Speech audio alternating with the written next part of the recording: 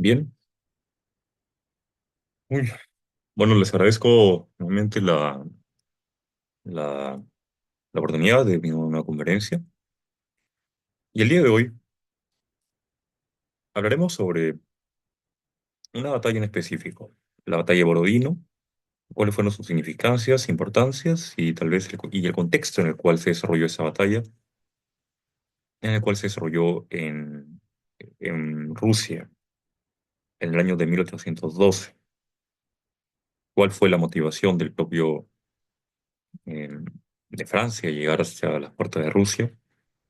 ¿Quién era el zar de Rusia y por qué se llevó a esta cruenta batalla en la gran armée de Napoleón que enfrentó con Rusia, y el cual significa una parte importante de la historia de Rusia, y también posteriormente la retirada de Moscú. Bien, para esta conferencia no eh, será una conferencia directa, no será material, y le recomiendo prestar atención. Muy bien. La conferencia de presente tratará sobre la batalla de Borodino. Esta batalla de Borodino se desarrolló en el año de 1812. En ese tiempo, recordemos ya de que Napoleón había empezado un 22 de junio de 1812 la invasión de Rusia.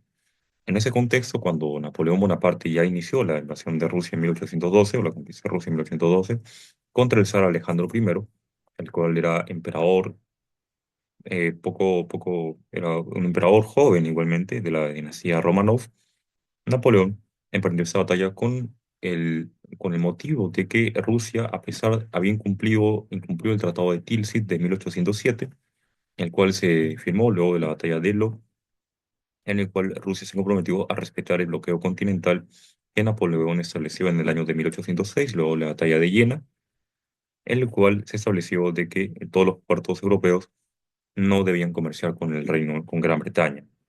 Sin embargo, Rusia comerciaba telas, comerciaba botas y otros productos que requería en cuanto a productos de lujo y igualmente productos básicos que llegaban, por ejemplo, algunos de la India misma. Por ello, Rusia nunca dejó de comerciar con Gran Bretaña, lo cual hizo en menor medida. Sin embargo, ya en el año de 1811, 1812 ya comerciaba directamente con Gran Bretaña, incumpliendo el tratado que había firmado en 1807. Por ello, Napoleón, así como lo hizo en el año de 1808, con Portugal y con Portugal principalmente, emprendió una batalla y una guerra contra Rusia. Asimismo, Napoleón Bonaparte en el año de 1810 aproximadamente, dentro de sus opciones estuvo casarse con la hermana del zar propio Alejandro, una pariente del zar Alejandro.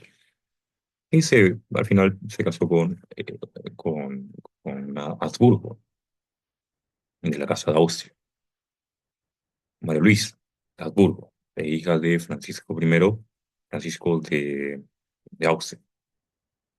Por ello, esa campaña, que inició en junio de 1812, significó para Francia llegar y hacer cumplir el tratado.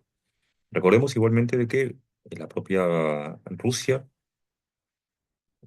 avanzó sobre algunos territorios en el cual estaba el Gran Ducado de Varsovia, en el cual tenemos el príncipe Poniatowski, el cual fue mariscal de Napoleón Bonaparte, el cual Napoleón nombró, así mismo como una serie de mariscales que tuvo y obtuvieron grandes victorias en diferentes frentes de toda Europa y África. Por ejemplo, Lannes, el propio Joachim Murat, el rey, el propio Bernadotte, el propio Poniatowski igualmente participó en batallas, una serie de generales que participaron, Soult, Ney, entre otros. Por ende, esa batalla comprendió una campaña de Rusia, cual duró desde 1812 y se emprendió con el mayor ejército que un estado haya cruzado en el mundo hasta esa fecha. Era medio millón de hombres, 600.000 hombres, en el cual la mitad eran franceses, otra mitad muchos eran austríacos, prusianos, holandeses, españoles, pocos igualmente, aunque hubo también portugueses, también pocos, aunque hubo italianos y de una serie de estados en el cual suecos, también hubo una serie de estados en el cual gran parte de Europa, la otra mitad no eran franceses, de la Gran Armée de la Rusia, y por ello emprendieron la lucha y la llegada hacia Rusia. Ese gran ejército que marchó desde el inicio se comprendió principalmente también de veteranos de la guerra napoleónica. Muchos de ellos estuvieron en la batalla de Austerlitz. En Jena estuvieron muchos de ellos en la batalla de Wagram y en las batallas de una serie de ciudades en cuanto se dieron de diferentes partes de Europa, ¿no? De Ulm y entre otros, Elo y una serie de batallas muchas más. Incluso algunos estuvieron desde las campañas de Italia, en las cuales estuvieron muchos en Rivoli. Por ende, más otros en otras batallas. Ese gran ejército estuvo compuesto entonces de lo mejor que Francia tuvo en cuanto a militares, y también gran parte, aproximadamente la mitad, eran entre otras nacionalidades. Por ende, en la campaña de Rusia, la batalla de Borodino significó un gran esfuerzo francés y por la fuerza también de europeo para llegar a Rusia. Bien, eso empezó y la batalla de Borodino tuvo unos precedentes anteriores, el cuales fueron algunas batallas menores porque la estrategia del ejército ruso era no emprender una batalla directa como lo quiso Napoleón, con el fin de decidir y eliminar a las tropas adversarias, en el cual sencillamente Napoleón le quedara posiblemente ciudades que tomar o, por ejemplo, persecuciones que hacer como lo hizo en Jena. No era la intención de los rusos hacer lo mismo, dado que recordemos que desde el inicio los rusos y otros estados habían adaptado a esas estrategias. Tanto así de que el propio Karl von Clausewitz, que participó en esa batalla, participó en la campaña de Rusia por parte apoyando a los rusos, sostuvo de que la estrategia rusa era la replegarse. Y por ende, esa replegación era una replegación estratégica. Por ende, los rusos tuvieron una estrategia contraria al que Francia requería. Francia quería una batalla como había sido en Austerlitz o Jena, decisiva. Los rusos obviaron esto. ¿Por qué? Porque el territorio se lo permitió. Ningún país es tan extenso como Rusia. Simplemente no toda Rusia. La Rusia europea. Ningún país era tan amplio en territorio como este, como la Rusia europea. Por ende, Napoleón llevó a sus tropas, que la mantuvo igualmente, el cual tenía la política, salvo en la batalla de Marengo, de equiparlas con 9 días de provisiones en esa campaña. En esa campaña les equipó igualmente con que las provisiones fueran transportadas logísticamente desde las principales ciudades de Europa para sustentar el gran ejército de la Rusia. Sin embargo, el territorio era muy hostil, la población era muy hostil, y el territorio, a pesar de las riquezas, no cubrió la alimentación de una cantidad de hombres de esa magnitud. Por ejemplo, eran 600.000 hombres. Por ende, esa campaña significó igualmente un gran apoyo logístico. Avanzó igualmente Napoleón en cuanto a unas ciudades que se encontraban a gran distancia y llegó cerca a Moscú.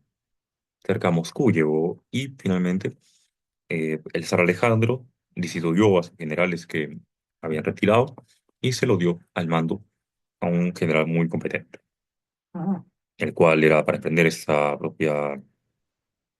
batalla por Moscú. Y lo hicieron así.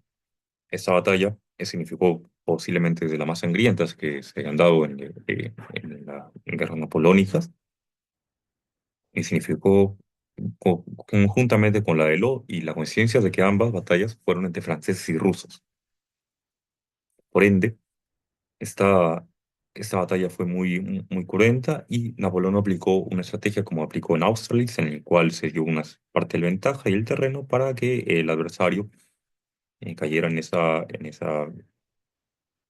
plantación que Napoleón hizo y posteriormente liquidarlos por separado, no haberlos dividido, por ejemplo, en la meseta de Pratzen en 1805, como lo hizo en Austerlitz.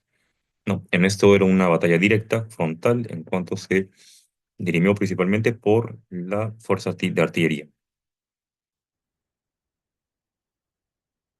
Y por ende, fue una batalla en la cual las tropas francesas y rusas sufrieron una gran pérdida de humanos, ¿no?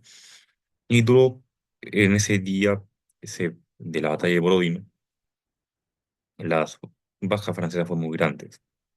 Las rusas igual. Se pretendió de que al día siguiente se reanudara la batalla. Sin embargo, los rusos decidieron de que no, que se retirarían. Y por quedarse los franceses en el territorio se considera una victoria francesa, que fue una victoria francesa. Ello le permitió a Napoleón entrar a Moscú y descubrir igualmente, luego de entrar en el Kremlin y demás, de que la mayor parte de las casas de Rusia se encontraban vacías, de Moscú se encontraban vacías, y de que el pueblo entero aproximadamente había salido de la ciudad. Por ese motivo,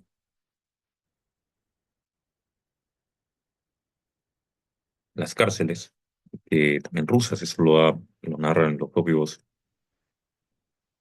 soldados que estuvieron ahí, fueron cubiertas incluso de algunos azufres y demás para en cuanto a un posible incendio. Y eso es lo que aconteció. Napoleón se encontraba en Moscú y se prendió fuego a la ciudad de Moscú. Y eso fue uno de los eventos que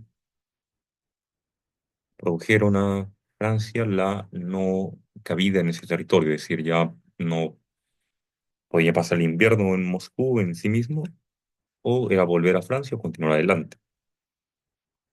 Y entre esas dos alternativas, en septiembre, en esos tiempos, se decidió de que por la negativa del zar Alejandro I de entablar la paz con Francia, también la negativa de los rusos de entablar un combate directo,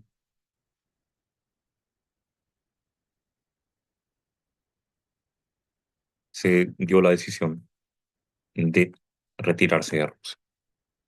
Y los franceses se retiraron de Rusia. En eso, los rusos sacaron ventaja de eso. Así como hicieron los franceses en la batalla de Jena, los cosacos rusos, ante la retirada, atacaron por los flancos y demás a las tropas francesas, en el cual fueron muy diezmadas.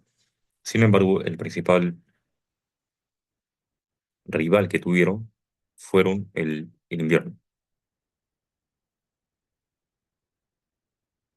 Por ende, esta, ese factor climático jugó un papel muy importante en la diezmación de las tropas francesas. Aunque a pesar de la ida hacia Rusia, no todas las tropas llegaron porque las distancias eran muy grandes y la logística era una mala logística a pesar de ser bien planeada. En la retirada un, fue muy dura para los franceses y los cosacos además avanzaban. Ello llevó igualmente a Napoleón a dirigir la propia ida de Rusia con el ejército, porque significaba también una campaña en cuanto a lo que eran condiciones muy adversas. El propio Napoleón estuvo a punto de ser capturado por los rusos en muchas ocasiones. Sin embargo, la suerte y sobre todo la valentía de sus soldados los salvó de esas situaciones. Asimismo, bueno, Francia